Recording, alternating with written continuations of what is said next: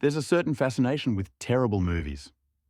Despite, or perhaps because of their faults, they possess a kind of charm, whether as so bad they're good cult classics or as cautionary tales for filmmakers.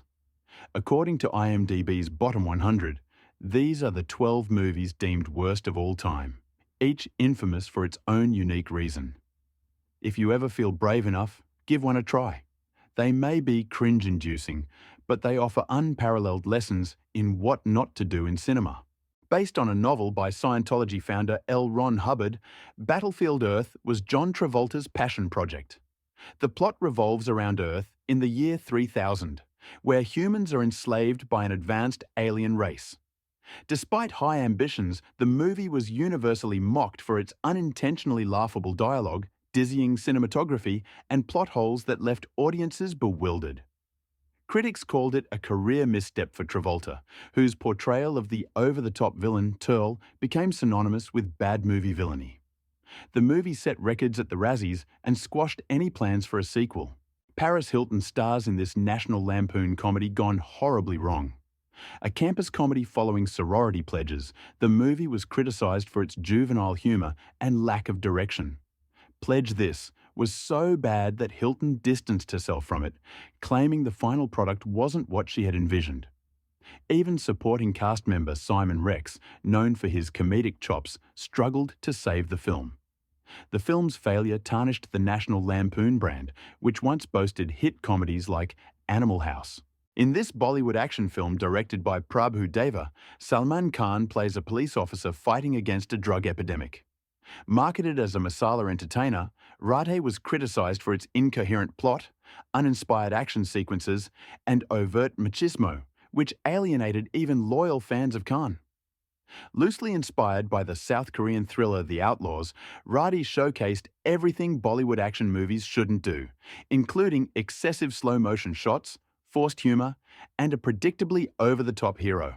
Riding the wave of early 2000s parody movies, Epic Movie tried to spoof popular films of the time, including The Chronicles of Narnia and Harry Potter. The problem? Its jokes were outdated before the film even premiered. The humor was lazy, and the storyline, if you can call it that, was practically non-existent. Even comedy veteran Jennifer Coolidge, who played the White Witch parody, couldn't save it from becoming one of the worst-reviewed films of the decade. Attempting to capitalize on the success of the Jim Carrey classic The Mask, this sequel fell drastically short. Jamie Kennedy stars in a story centered around the iconic mask wreaking havoc on a family. The special effects felt cheap, the humor was juvenile, and the plot was chaotic. Fans of the original film were let down, and Kennedy's attempts to fill Carrey's shoes were met with disappointment. Son of the Mask is now a prime example of why some films should be left without a sequel. Directed by Uwe Boll, House of the Dead is based on the popular arcade game of the same name. Unfortunately, the movie's attempt to emulate the game fell flat. Randomly inserting game footage into scenes, the film felt more like a bizarre YouTube video than a coherent horror movie. Poor acting, nonsensical editing, and a complete lack of scares turned this into a disaster that solidified Boll's reputation for poor video game adaptations. Paris Hilton's second entry on this list, The Hottie and the Nottie, was a rom-com gone wrong. Following a man who must help his love interest's friend find romance, the movie was seen as shallow and poorly written. Critics called it one of the most painful experiences at the movies. Hilton's brand took a significant hit, as even her most loyal fans struggled to defend the film's problematic messaging and lack of genuine humor. Kirk Cameron's attempt to inject a message about the true meaning of Christmas backfired. With an oddly complex plot about in-laws feuding during a holiday party, Saving Christmas left viewers scratching their heads. Intended as a heartwarming tale, it was instead perceived as preachy and misguided, with Cameron himself accusing critics of conspiring against the movie. Its strange mix of sermonizing and lack of cinematic appeal earned it a spot on worst movie lists across the board. The sequel to Baby Geniuses, this movie took the notion of talking toddlers and made it unbearable. With Jon Voight playing a cartoonish villain, the film featured unconvincing CGI and an absurd plot about mind-controlling babies. The movie flopped so badly that it became synonymous with Hollywood misfires. Despite its wholesome target audience, even parents couldn't stomach the awkward dialogue and choppy effects. Inspired by Alfred Hitchcock's The Birds, this low-budget horror film about killer birds attacking a town is infamous for its amateurish production. From its poor acting to its laughable CGI, Birdemic has become a cult classic, mainly for being unintentionally hilarious.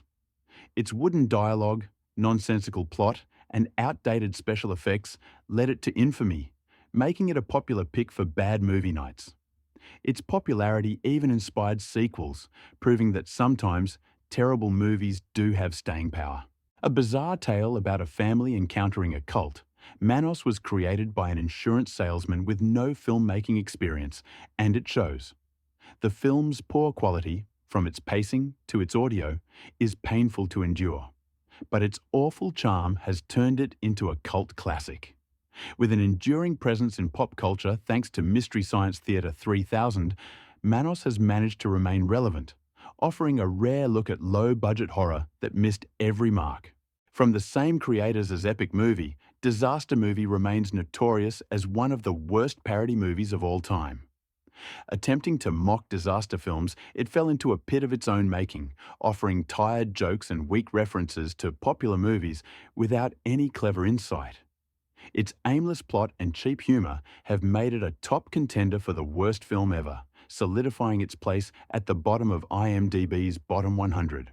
These movies serve as a reminder that sometimes failures in cinema are just as memorable as successes.